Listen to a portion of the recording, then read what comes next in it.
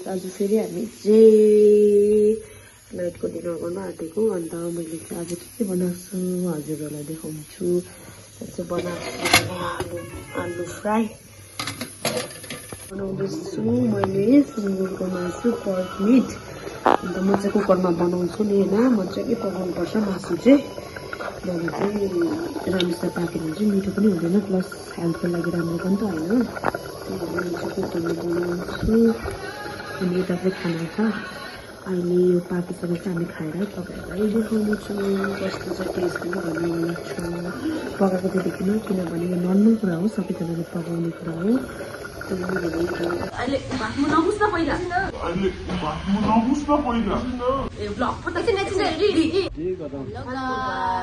नमस्ते सबैजनालाई। आज चाहिँ हामी रातिको डिनर गर्न आँटेको छ। अनि डिनरमा चाहिँ के छ भनेर बहिनीले देखाउनुहुन्छ, म देखाएको चाहिँ हामीले खाँदैछ सुँगुरको मासु, अनि भुटेको आलु र यो भुटेको कसरी र हामीले चाहिँ अब खायो है।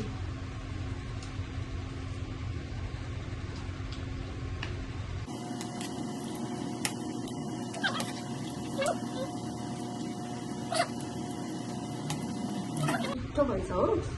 अन्त हामी चाहिँ सुक्खा खोर्सानी खान्छ, प्रायः जस्तो चाहिँ खाँदैन किनभने यसले चाहिँ भोलि पोल्छ भन्छ, तर हाम्रो चाहिँ फेभरेट हो, त्यही भएर खाएको। म चाहिँ सुँगुरको मासु चाहिँ मासु मात्रै खानु पाइन्छ। आज कुक चाहिँ हाम्रो ठुलो दिदी अनि नाना अनि खाने चाहिँ दुईजना। मासु चाहिँ मजाले पाकेको छ है, मिठो भएर।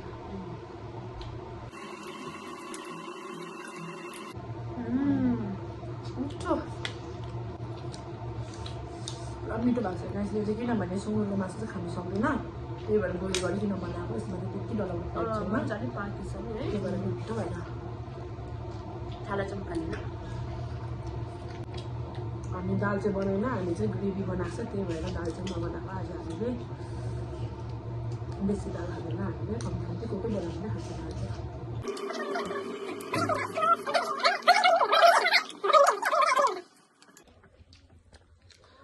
दिँदैन र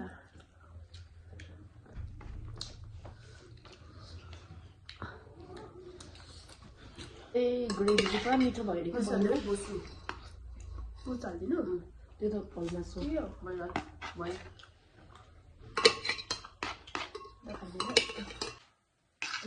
तपाईँलाई नि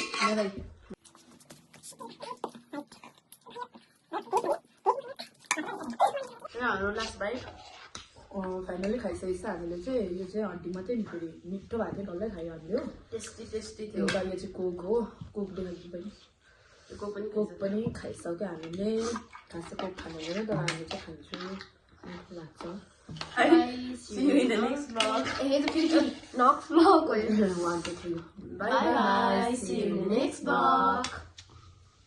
अब खाना खाइसकेर चाहिँ भाँडा धुने काम मेरो थियो, त्यही भएर म भाँडाकुँडा धुँदैछु। र हामी चाहिँ भाँडाकुँडा कहिले पनि खाइसकेर त्यति मैला राखेर सुत्दैन, किनकि अब लक्ष्मी आउँदैन नि त आमाले भन्नुभएको।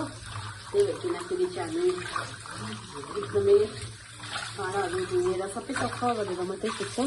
जति नै जाडो भयो भने पनि भाँडा चाहिँ हामी धुएरै सुत्छौँ हो। र पानीको चाहिँ कुरा नगरौँ न, पानी चाहिँ आइस है आइस। स्वस्तिकमा चाहिँ पानी चाहिँ साँच्चै भनेको हिमाल जत्तिकै चिसो हुन्छ कि। फेरि बेसी नग्लो भएर मैले चाहिँ ढाँड दुख्छ भाँडा धुँदा पनि। भयो धुकोसँग गर्नु सफा गर्नु स्किप गरिदिएको छ नि त, स्किप खालको गर्दा हो भाँडा दुख्छ। कहीँ स्किप खालको कहाँ गर्छ, द्याट गरेर